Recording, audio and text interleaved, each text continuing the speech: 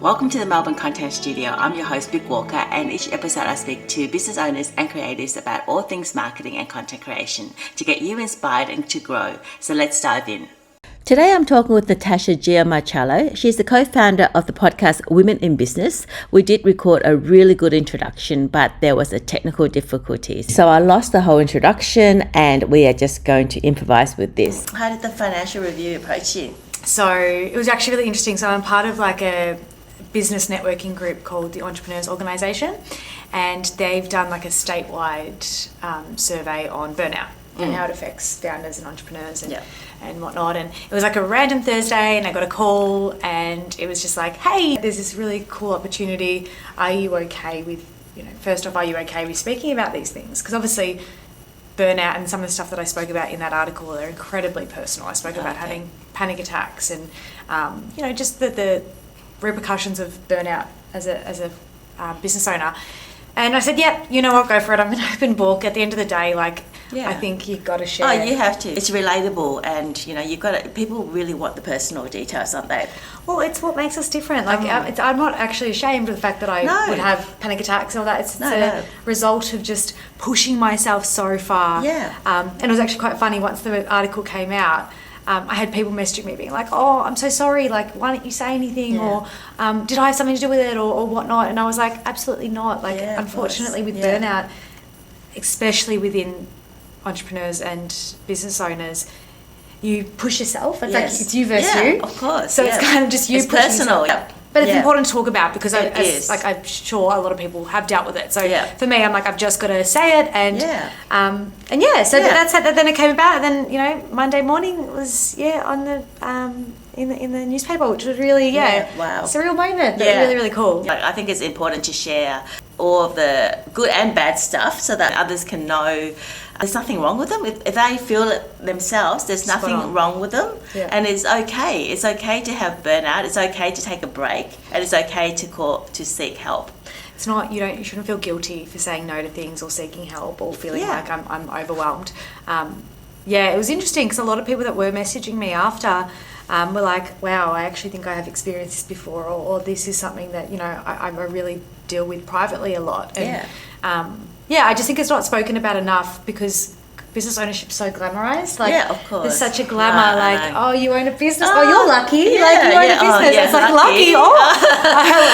It's just there's that real perception around it. So, you can work any time you want. Yes, I do. I work 24/7. Exactly right. That's there's this real glamorization around, especially because of the age of TikTok and social media and all these things. You see the highlight reel. It looks amazing, but what you're not seeing is the side of it where you are up at night, or you're struggling, or you're scared about paying bills. And of course not. I mean, you post all of your nice dinners that you go out, but you're not going to post your bolognese night, No.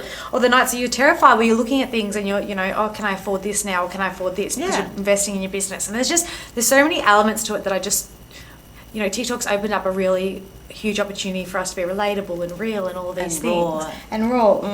So I think, whilst highlight reels are cool and they're motivational and it's inspiring to see, people do really great things, I also think it's important to share those things that aren't so great. Oh, definitely.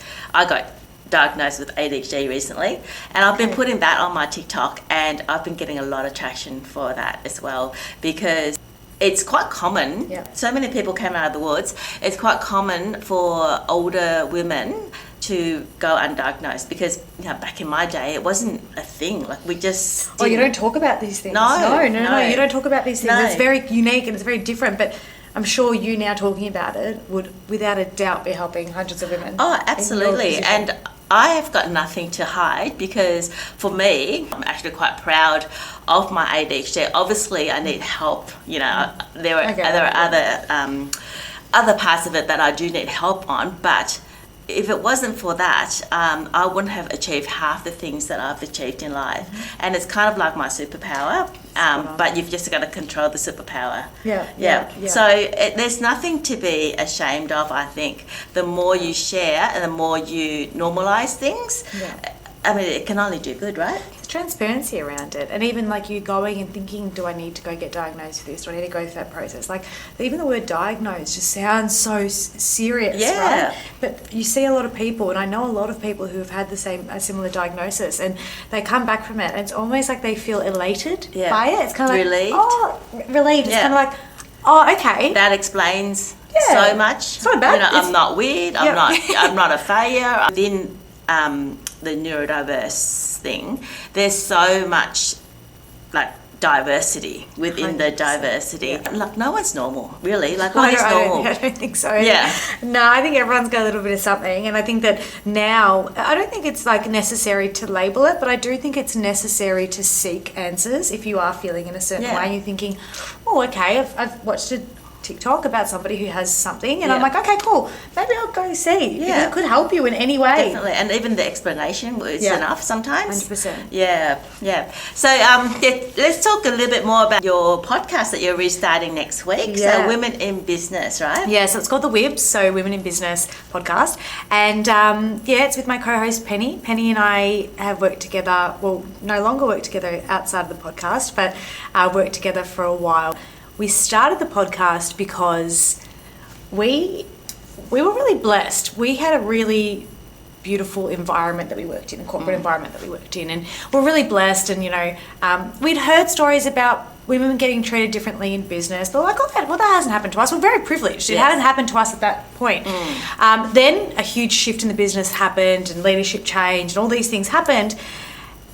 And that shift happened to us, where we started to experience all of these things and these notions that we had heard about that a lot of women in business deal with: lack of control, not being taken seriously, being put down. Yes. I could go on for hours about just the things. And you're not imagining it. Sometimes, you take it like, oh, am I reading in too much? Am I overreacting? Am I feeling this? And it just makes you feel a little like it's actually real. It's actually present, Exactly. Yeah. So we got to a point but it was like a random day, and I said to her, okay, I think we need to talk about this. Like, I think we need it. That's how I deal with things, is talking. And I just said, we need to talk about this. Do you want to do a podcast? And she's like, yes. And we just started, it was 3 years ago now.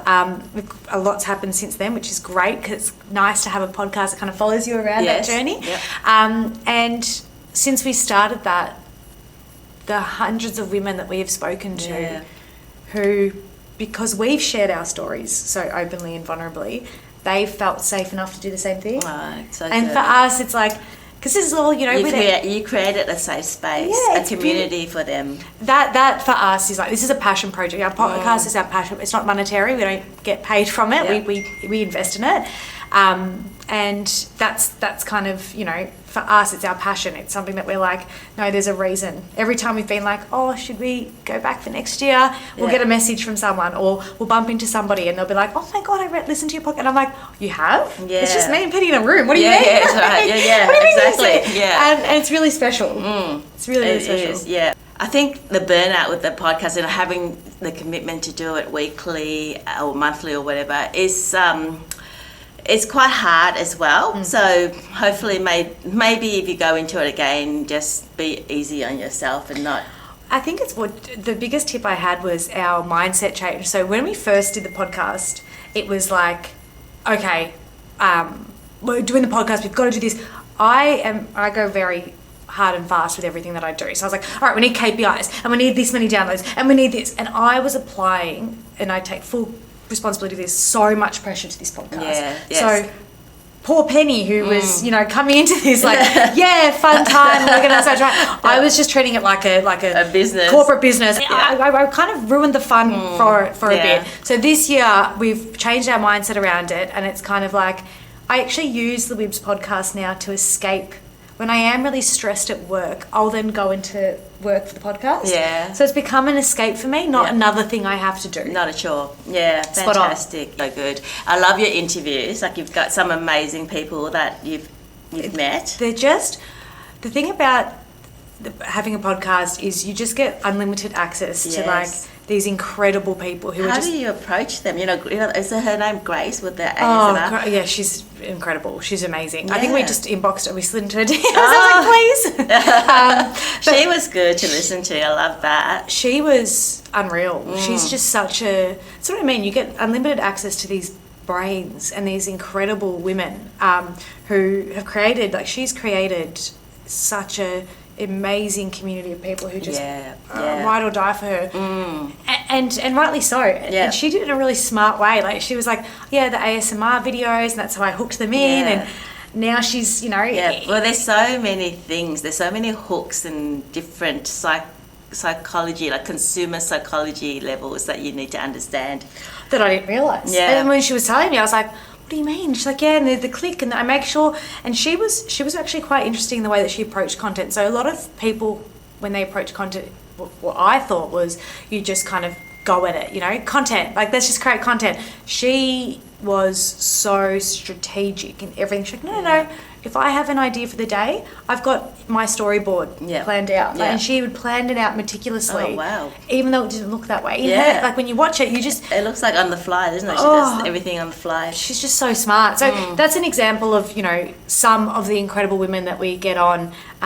Penny, her role was actually in talent for a business called Founder. They're an online media business who also do coaching for e-commerce students. So she's got access to this huge database of people that we kind of like cherry pick. Fantastic. But the biggest thing about the podcast that we wanted to do was not just, again, glamorize business owners and not just bring business owners. I wanted women in business. So doesn't matter if you are starting out as an intern. You work within a business. I don't care what you do in a business. I just care that you're a woman in business. With like the word women. Will you extend it to non-binary people? Absolutely. For us, to be honest, it's anyone that when they see something like women in business and they're like, okay, I actually affiliate really strongly with that. I affiliate really strongly with that. So for me, it's just anyone that when they see it, they feel positive by seeing that and they want to be a part of it. Come on in. Yeah, sure. Would you interview men? Yeah, absolutely. Absolutely. That's the other part of it. Like my business partner's a man. My business partner's a man. My husband is the most supportive man in my life. Like I have so many incredible men in my life that I look up to business-wise, and if I have access to them and they can bring me value, then absolutely I'd be of on the course. podcast. Yeah, well, it'll be nice to see it from a man's point of view anyway, wouldn't it? Like, it's not all just about women. No. It exists with men. My goal is to help women in business. Yeah. And if that means bringing in male voices to help that, I don't think that's a negative. Yeah. I'm actually quite, whatever's going to help us all get to the end result where we all kill it in our careers and business and whatever you want to do. Yeah. I don't care how we get there. That's kind of my reasoning. Yeah. So for someone who wants to start a podcast, what would your top advice be? Just start. My number one piece of advice would be just start. Yeah. I think too many people think about doing things. Yeah. And the time it takes you to think about it, I promise you, you'll come up with like 20 reasons why not. Oh, of course. Yeah. So just have a go. Like, we just flung ourselves into it. Yeah. Got some equipment. Do not look up our first few podcasts. Yeah. Like, don't, please. Like, they were in like this like stuffy room on our iPhones. Yes, like I did that too on my iPhone for 2018. But even now I've got this setup, and you can't see that, but it's just got that mic on the camera. We don't have any lapel marks or anything, which I want to get later on. Like, I mean, you can't get everything all at once, and you want to test it out first. Yeah. But my motto has always been start before you're ready. Yes. This is the best example. That's a perfect example. Now, this is great. This is awesome. Yeah. But some people be like, oh, no. I need to get the mics. Yeah. I need to get perfection. This. I need this. But what we're saying isn't going to change with the mic. No. So what you're saying is important, and if you really believe in what you've got to say as part of a podcast, doesn't matter if you've got the right equipment. If you want to start a podcast and if you haven't done one before, it might not work. I mean, a lot of things might not work, and that's okay. There's no point in jumping in and spending all this money, investing on all this equipment, and realise that, this is not your thing anyway. Yeah. So it's better just to start and see if you actually enjoy it, and then just, put it out there first and then perfect it later. That's what I think. Start before you're ready is, I think, one of the best pieces of advice that you could give anybody who wants to do anything. Yeah. Like, I don't care if it's a Yeah. podcast or a business or you're completely right. Like, some people want to start a business, as an example, and they're like, I really want to start the business, but they're always just thinking about the end result of what the business will give them. It's not perfect. Yeah. But have a try. You Yeah. might not like being a business owner. Exactly. Like, that's okay. Also, how would you understand what to fix when Yeah. you don't know what to fix? Yeah. And if you don't put yourself out there, you won't be able to see your mistakes or see where you need improvement or get feedback from people. If you've got nothing out there, no one can give you feedback. Yeah, you're completely right. Yeah, you just need to put yourself out there. And I tell my content creators that I coach all the time, start your personal brand before you even know what your business is. Because as soon as you have a personal brand, and it doesn't matter what your niche is, just throw some past the wall, see what sticks, see what's you are comfortable with, because everyone is different. Like, if I'm coaching one person, it's completely different to coaching another person, because their personality, their lifestyle, everyone's different. And just start filming, and then you can work it out later. You can archive movies that you don't want. You can, emphasize on something else and work out a formula that works for you, repeat that, try new things. And then once you are ready to start a business or like launch a personal brand, like hard launch it, you've already got something, and you're not just starting from scratch. It's about showing up. It's showing up. During a hiatus, when I left one job and before I started this other business, the branded merch business, I bought into that last year. So I've been in it for a year now. Yeah. I had a hiatus where I did e-commerce coaching, and I coached over 100 students at that point.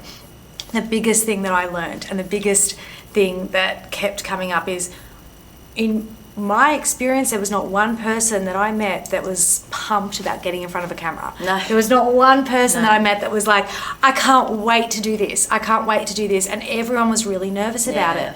I think because we've all got access to cameras, it's assumed that everyone's going to know what to do, and everyone just thinks it's really easy. You've got access to it, so you should know how to film content. Yeah. It's a skill set, and like anything, it's practice. You've got to practice. And the ones who did really well, any of my students that killed it and smashed it and grew their following, grew their business, did exactly what you said. Yeah. They just had a go. They put themselves out there. It was clunky the first few, but who cares? Who cares? Exactly. Content lasts 2 seconds. Like, who cares? If you fumble or you say something, I promise you, someone's already scrolled up. Like, the only one that's actually caring about it is you. It's not them. And it's great to keep those early content, because you look back and you can see how far you've gone. 100%. It's like anything, playing the guitar, playing the piano. You can't expect to just jump on it and be an expert at it. Like, you've got to start from baby steps. Yeah. And you've also got to kind of get out of your mind what other people think of you. That's got to just be not even a thought in your brain. Because if you try, like, even on, say, like a TikTok, that's probably why TikTok's a little bit easier for people to post content on, because it's like, it's not like Instagram where it's a bit more intimate, where it's your friends and family. TikTok's a bit more of like a For You page, who will see, will see. So that's why I think there's more people that are adapting TikTok than Instagram. But the reality of it is, if someone does see you, like, I know from experience, every single time I see a familiar face that I see on TikTok, and I'm like, I know them, my first reaction is like, good on them. Yeah. Good on you. Giving it a go. You're giving it a go. Yeah. Like, good on you. Yeah. Like, I will support that person. I don't care how I know them. It's just like, give them a like, give them a follow. Just because, like, I know how hard it is to put yourself out there. Yeah. If they're doing that, good on you. Absolutely. If someone doesn't look like that, that's on them. That's not on you. We started in 2018, 2020 or something, during COVID, and that was, like, now everyone's on it, but back then, like many people on it. Right. So I started with my daughter Indy, and she got a lot of slack from it. Like, she went to school, she got really? Yeah, she got really bullied at school for being on TikTok. Very judgy school. So we had to move schools and everything. Yeah, it was actually really bad, but I'm not going to go into that. But I did say to her, look, hun, stick with this, because this is the future. This is where marketing is going. All those people who are teasing you at school will be hiring you later on when they graduate. 100%. Like, the best form of revenge, let me get this right. The best way to serve revenge is in an invoice. Yeah. I have never heard that before. I love that. I love that. That is the best thing I've heard. Yeah. Oh my God, I love that. Yeah, you can quote me on that. Yeah. You can use that one. I love that. I love that. But you're right. And to be honest, what you learn is, especially like out of high school, but you learn as you build your career and you go through life and you go through different bullies in different aspects of life. You get them in primary school, high school, and then you get them in corporate, and you get them in business, you get them everywhere. But what you learn is it's their projection. It's actually got nothing to do with you. Fear. It's their fear. Yes. They look at you and they're like, I don't understand. Oh, she's putting herself out there, she's doing that. And it's like, to your point, it's like, that's okay. Yeah. That's a you problem. Yeah, not a me problem. You deal with that. Yeah. You've got some personal work, some self-help you need to do. On my end, I'm just going to keep doing it and keep going. And as long as you're happy, and it kills me. It kills me. I think anything new, people don't understand. Yeah. And so they judge, and then they try to pull you down or something, I think. And it's just because it's a new thing. But now, what is it? 5 years, 6 years later, everyone is trying to build a personal brand, and she's ahead. Yeah. Like she's already got one. Absolutely. Yeah. Absolutely. And this is why the podcasts like this one, podcasts like the one that I've got, the Women in Business one, is so important, because I want somebody like where she was in high school to hear female voices in particular standing up to that. You should interview her. Absolutely. Yeah, absolutely. I'd love to, because it's female voices like that and stories like that I just like, because I know what it was like when I was in my teens, in particular in high school. It was bloody horrible. It was horrible. It's because like you have to turn up to school every day, and you're meeting these people every day. So you're posting something the night before, for example, because she did a lot from the business. Yep. Then you turn up the next day, and then they have this new ammunition to have a go at you. So it's easier, I think, if you're not in high school. So if you're gonna, I don't know. In retrospect, I mean, it's kind of like a double-edged sword. We were so glad that she started young, and we started ahead of the curve. But in retrospect, for her mental health, maybe we should have waited until she was a little bit more grown up, or at least out of high school. Well, that's I think it's hard. I think now it's different. I hope, and I haven't been nice think so. Yet, No, Mean Girls. Still, no, but are they still? Is there still that much of a thing around posting, or is it still? Do you think in high school? Yeah, definitely. Okay. Yeah, they're just very judgy, and you've always got a group of mean girls at school. Yeah. And mean girls not even at school. Anywhere. Everywhere. You just gotta rise above that. Okay, yeah. It's a hard one. It's horrible. A hard one. And again, that's why I think it's so important to just have women speaking about their journey and what they experienced, because I know that in high school would have loved to hear, and this is, people find comfort in things that are that they've been through, but I would have loved to hear stories like that where I'm like, oh wow, so you did experience what I experienced in high school, you experienced bullying too, but now you've got this business, and now you're so happy, and now you've got this incredible thing, life, or whatever it is. Absolutely.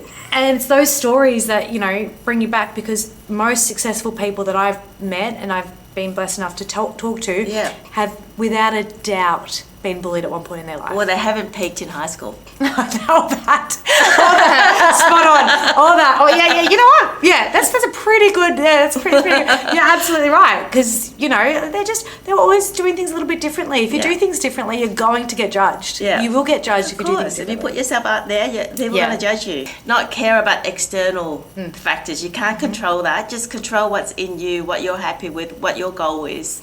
Just keep the focus. And surround yourself with people you can trust. Yes. I think that's the most important thing. I think no matter what I do, because I'm putting myself out as much as humanly possible, but I think for me, I've created such a beautiful circle around me that I know that if I do stuff up, or if I do say something wrong, or if, I don't know, something does go astray, they'll hold me to account. And they're the only ones I really care about. If a random on the street doesn't like what I've said, well, that's that's their issue, and we can chat about it. We can talk about it. I'm always open to being challenged, but it's my little group of board of advisors, I call them, and that's like my mum and my friends. Best friends. They're my board of advisors. They're who everything means to me. Well, in anything like business and content, I think like if you aim to please everybody, you're going to please nobody. Spot on. So you've just got to keep in your lane, do your thing, and there will be a community out there that will support you, that you can relate to, that will resonate with your content. Definitely. Yeah. And that's the beauty of it. That's the beauty of content creation. There's something for everybody, and there's room for everybody. 100%. I agree. Just be kinder.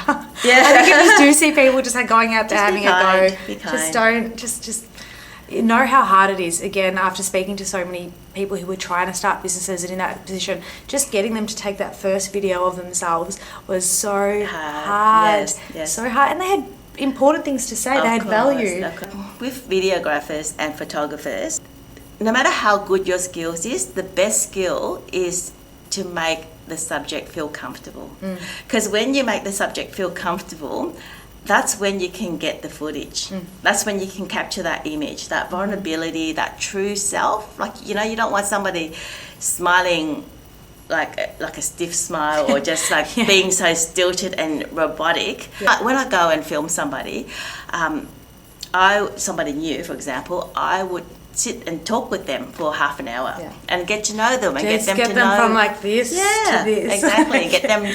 Get them comfortable and get them to know their, my personality, their personality. And then once you achieve that, the rest is simple. It becomes a conversation, not a projection, like not trying to be something that you're not. And that comes across so fast in content. I think you can tell when someone's really not being themselves. You can just see it straight away. It's the first thing you do. It's not their fault, but it's just, you need that person to kind of like help you feel like, okay, this is actually okay. It's okay to just talk to a camera. And that's the charisma in TikTok. And as we were saying with Grace before, that's what her community shows up for. Like that's what they sign up for, because they like her natural personality. That's and you can't mimic that because it's hers. Like it's authentic. That's it. You can't.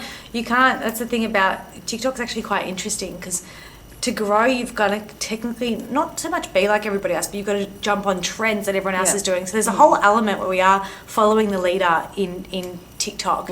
But the people that do stand out are the ones that you actually can't copy, because they've got a person like Indy Clinton's a great example, a mum of 3 kids. She's got so much chaos and all of these things, and she kind of showed up as a mum on TikTok when there were thousands of mum bloggers on TikTok, but she did it differently. She was like, cool, like you're teaching us recipes, you're teaching us all this stuff, I'm just going to show you how I live, and it's completely chaotic, and this is just my life, and take it or leave it, but this is it. Like, and you can see how she skyrocketed in popularity and in connection, because people were like, oh my God, as if she's sharing that. Oh, that's kind of cool though. Thank you. Like, and you slowly start. But that's something you can't teach. That authenticity is something you can't teach, I think. Like, it just comes naturally. She's just good at it. She's so good at it. Yeah. You just feel like you know her. Like, I'd see her walking down the street and I'd be like, oh my God, I know. Like, how are you going? How are the kids? Like, she's like, your best friend. Yeah. Not everyone can be a content creator, I just don't think.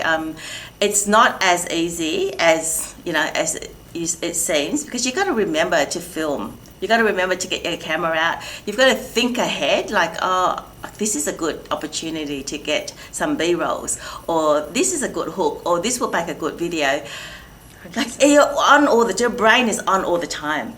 I find it really difficult. My best friend and I made a commitment to ourselves 2 months ago now to post every day on TikTok. We're just like, let's just go. Let's just have a go. Let's just see what, 3 months, just at the beginning, would look like posting every day on TikTok. And we've done it for 2 months now. And it isn't easy for someone that it doesn't come naturally to. But you do look at things differently now. So when I'm entering a situation or I look at my day, what's something that I'm doing today that I can then kind of turn into content for later? And you do start, it's like a muscle. It's like going to the gym. When I first started, I didn't even know what I was doing. I still don't know what I'm doing. So awkward. I still don't know what I'm doing. But I'm a lot now. I just kind of care less for that kind of stuff. It's more kind of casual. Yeah, just see what happens. And if I get 100 views, I get 100 views. It's okay. Like if I get 10,000, I get 10,000. Like either way, it's just so exciting. I'm excited either way. Yeah. Whereas at the beginning, I took it as a personal hit if I didn't get that. I know. Look, people go on and on about the 200 view jail.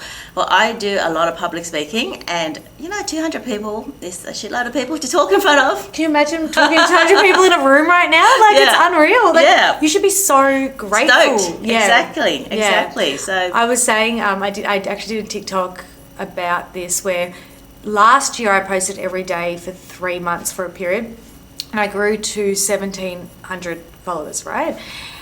Which is, it's all relative. Great. It's all relative, right? But for me, I was so disappointed with that. I was like, I post every day. It's like I was entitled. It's like I should have got more. Like I put the effort in. I did all this stuff, and I only got 1,700 people. Yeah. And then you actually reflect on that. Now a year later from when that was, and I'm starting it up again where I'm posting every day. And I looked at that and I go, you idiot! 1,700 people who are in your niche, which is women in business. I have now access to 1,700 new women in business. Now, not everyone is, but the majority are because of my content that I post. Unreal. What was I thinking?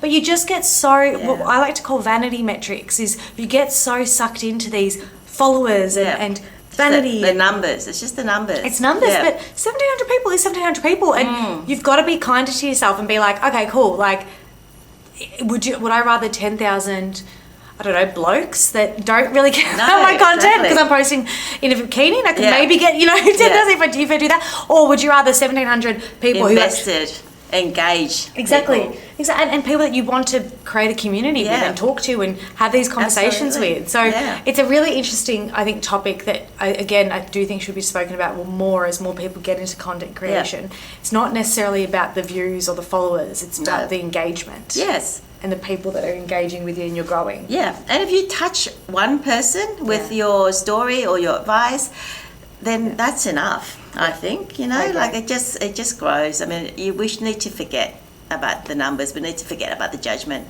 and just do it. 100%. What's the direction? What do you want to do? Like you've got a business, you've got a podcast. What else do you do? So it's quite interesting because one thing that my husband and I talk about a lot is like, well, what's my hobby, right? I feel like everyone's got like these really cool hobbies, like they go play Sounds pickleball. Like you got heaps of hobbies. But my hobby is I've realised in the last year what my hobby is, and that is networking and talking to people. And I think that's the reason for the podcast. Wow, can you create a group?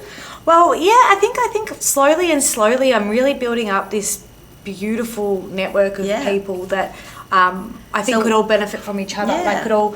So we're looking at potentially doing some events for the Women in Business podcast. Well, 6 months ago, I made a Facebook chat group because I just wanted to find some content creators, right? So I made a Facebook chat group and called it the Melbourne Content Creators or something like that. And I was just hoping to, just get a handful, and now it's up to 250 members in it. That's unreal. Yeah, without even I haven't posted anything on it. I've just put it up.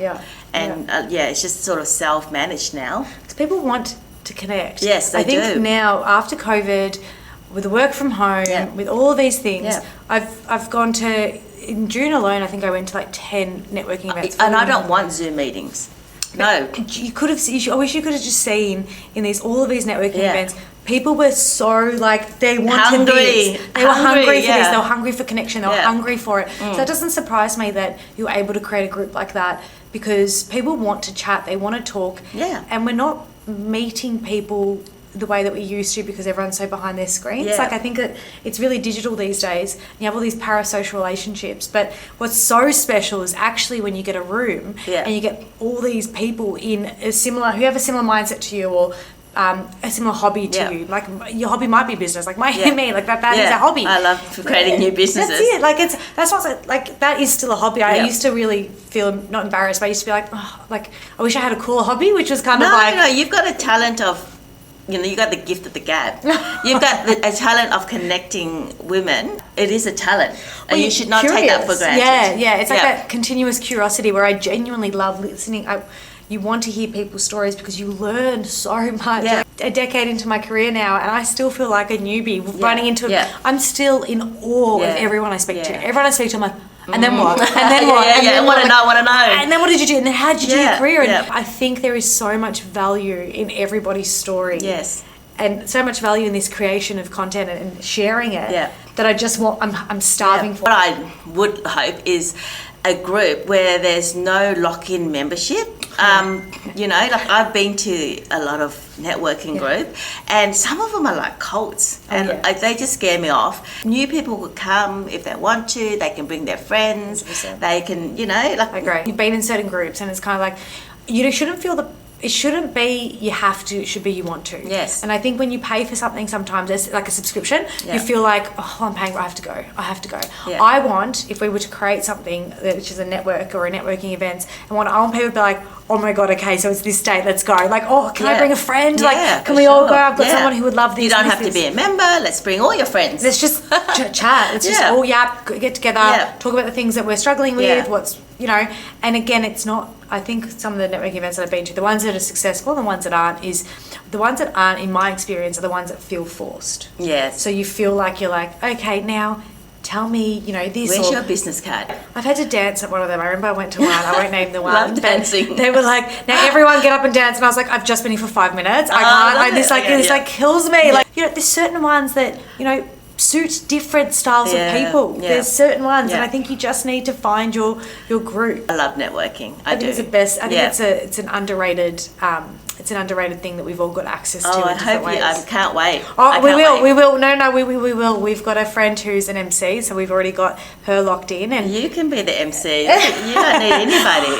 Look, I if we were to do an event like that, my biggest priority would just be like getting around the room and making sure that everyone's got everyone feels comfy, because for me, I don't feel intimidated walking into rooms full of strangers anymore. I used to. I definitely used to.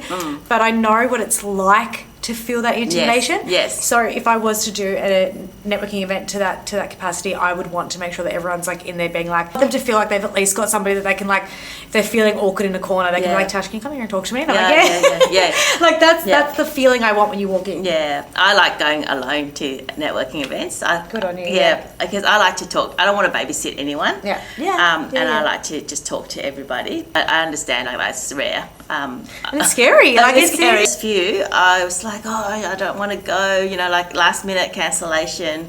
But once you get there, you just feel like 100%. Yeah. And you start showing up differently. My first few, I was like almost putting on this like mask. I was like almost like trying to prove myself, because I felt so insecure walking into this big group of people. So I was like, hi, I'm Tash and I run a business and blah, blah, blah. And I'd feel like I had to like kind of overcompensate. Validate myself. Like, I deserve to be in this room. I'll show you. I'll show you my certificate. Like, I promise I'm meant to be here.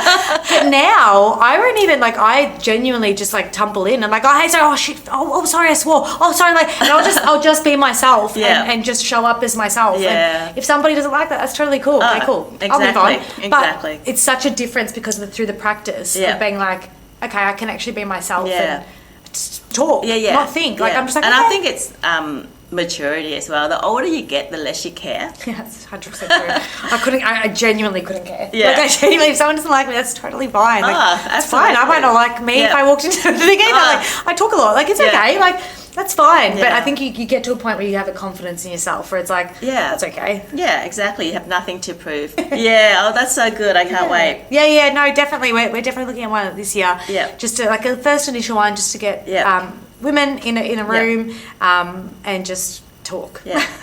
Well, let's talk a little bit about your business. So my business is called For Keeps Merch. It's branded merchandise, and we named it For Keeps because it's the idea of branded merch that you actually want to keep. Yes.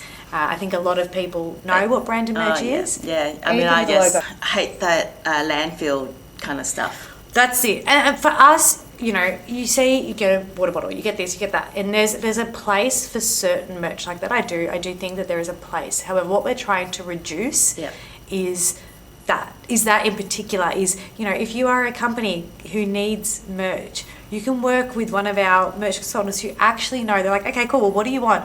What do your staff want? Is it staff or clients? Okay, we've got access to 10,000 products. It's like, okay, we can find something that they're actually going to want to keep. That is value to them. That is value to them, because if it's value to them, then, for example, if it's a nice keep cup, just as an example, not like one of those bad ones that break after 2 seconds. Yeah. If it's a nice one, every single time they have a coffee in the morning, it's free advertising. They're thinking of you. Your logo's on it. So exactly. Your client could be thinking about you every single morning. So there is such a strong marketing channel within branded merch, and it's it's a walking billboard. But I think it's like, out of mind, out of sight. So you need to get in everyone's sight every single day. With something that they use. Yeah. What do you use every day? Like we do like selfie lights. We do, car chargers, carport chargers. Like, so every time you get in the car and you go charge your phone. I love the portable battery chargers. There's keyring battery chargers now. Like, we've got access to so many things that it's really special, because you can see how much it's worked. And our clients will come back to us and be like, oh, okay, wow, I actually wasn't expecting that you could get that much of a payout on merch. Yeah. So do you use a lot of content for that business? Not enough. Yes. Not enough. So it's quite interesting, because our target, probably the most people that are buying off us are women in business. A lot of the time it's women that are purchasing off us. So technically you could say the podcast does talk to our target market to an extent. Nice. But not directly, because I don't ever want to sell on the podcast. That's bringing value where we can. Yeah. We desperately, and I was saying earlier, we desperately need to invest in content. Yeah. I believe in it. I do too. I think it's just a little bit hard, because where we find a roadblock is we're a B2B business, so we sell to businesses. We don't sell to, it's not like a B2C consumer product. So I think it's really hard to get yourself into that mindset. Yeah, it is, but it's still business to consumer, because who is the person that's in charge of the marketing in that business? It'll be, some young or not so young, whatever. It'll be some person. Yeah. If you can resonate with that person, that this is useful to them, they will then order they're the one that places the order. They're the one that recommends it to their boss, or, chooses it. So you're still like connecting with people. You're not connecting with the business. You're completely right. And that's something that we need to, it's like... Make it cool. Like, make content that is cool. Yeah. Like, forget about the merch. Just make it like... We've got the best team as well. Like I was saying earlier, like we've got our team are cool. Like I look at them like, you guys are cool. Like you guys need to get in front of a camera. Like they are cool people. And they're like, they know their stuff. Like they know it off the back of their head. Like they're just... We've got all the stuff, and I think this is probably a lot of businesses can relate to this. We've got all the stuff. Yeah. It's just then the day goes, and then the next day goes, and then the next day goes. Yeah. We leave content day. Like we have to have content day, because things get in the way. You're right. And you have to have a person that sets that up. Yeah. So as much as the content looks so organic, packing an order or doing this, it's curated. Yeah.